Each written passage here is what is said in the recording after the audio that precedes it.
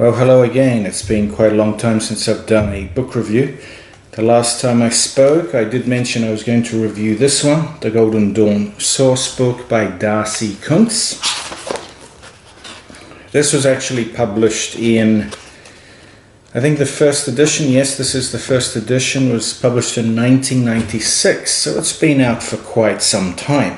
However, it hasn't been that popular, not as popular as it should be, so I thought I would review it. Because all in all, I believe that this is a very essential source book if you're interested in anything to do with the Golden Dawn, of course, especially the history. Rather than take it from a third source, a third party, or even further than that, just internet threads, why not own yourself a piece of history and you can read it yourself, and then when you join in the discussions you'll have more validity in what you're discussing, and also you can validate other people's opinions too. And of course, as you can probably see if you've been on the internet or Facebook pages, opinions vary greatly, but here are the letters and here are the historical diaries of Westcott and some of the commentaries about the early history of the Golden Dawn. Now I'm going to keep this as brief as possible. So what I'm going to do is I'm going to tell you a little bit about what's inside, then I'm going to read the foreword so you get the gist of what Darcy has compiled in this very well worth having book. So what it comprises of is, mainly it starts off with the early Golden Dawn letters. These are 13 letters from the period of 1873 to 1887. Individuals such as Hockley, Irwin, Mackenzie, Woodford, Westcott and Mathers. Okay.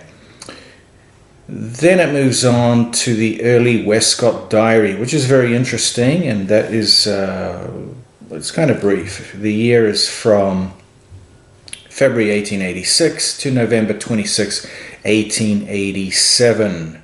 Then we have the Springle Westcott letters, and those letters are numbered 1 to 7 from November 1887 to August 1890.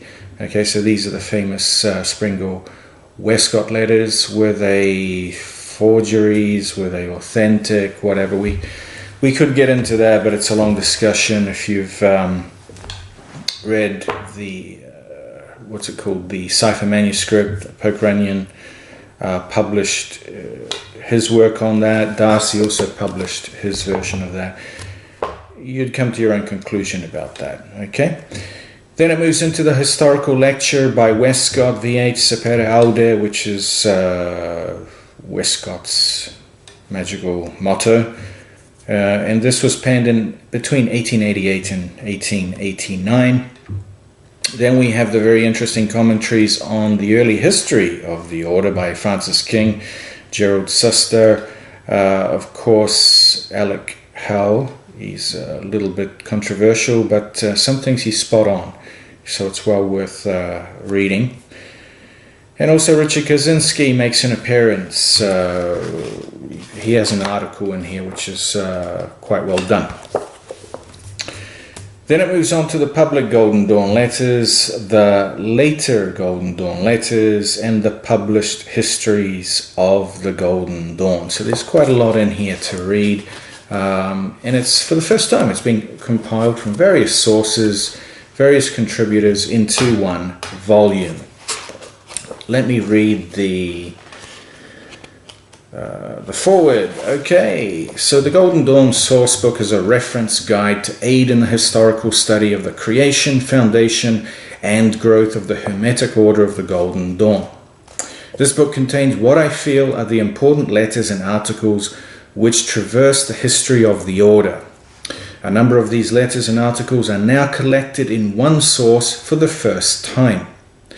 Part 1 of this book contains the important letters and articles which tell the story of the Golden Dawn from the members' perspective, including Westcott's diary of the founding of the order and the public letters which announce the formation of the Golden Dawn that were printed in Lucifer, a Theosophical magazine. Several writers and authorities have contributed modern commentaries on the early history of the Golden Dawn in Part 2. Many of the articles and essays have been collected from a number of obscure magazines and journals. 2 new articles for this book were written by Richard Kaczynski and Gareth Medway, while the rest of the articles were published in other books and periodicals. Part 3 contains a history of the Golden Dawn temples in England, New Zealand and America, with a cross-index of the Golden Dawn members and their mottos with translations, and this was very interesting.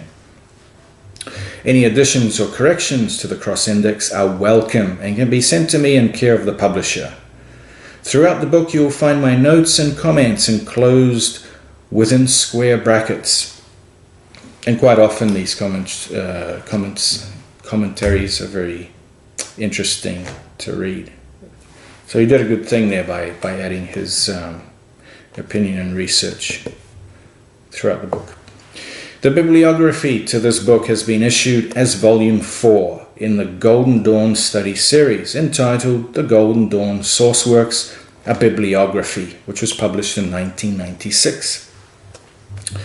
It contains many references to books and audio cassettes in English and foreign languages, which are important to the history, theory, and practice of the Golden Dawn.